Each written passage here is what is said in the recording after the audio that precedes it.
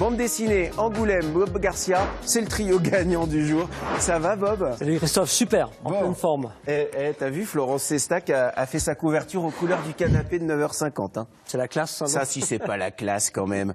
Alors, Angoulême, Festival international de la bande dessinée, 44e édition. Né en 74, on attend à peu près 200 000 visiteurs. Il y a plus d'un millier d'auteurs qui vont se presser là à Angoulême.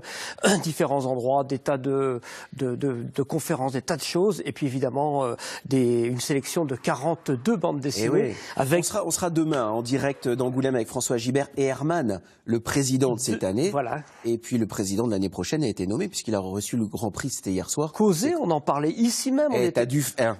On a du flair. Oui. Tiens, à propos de flair, voilà une transition toute trouvée.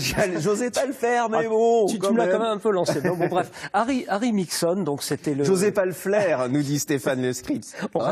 Restons dans la truffe.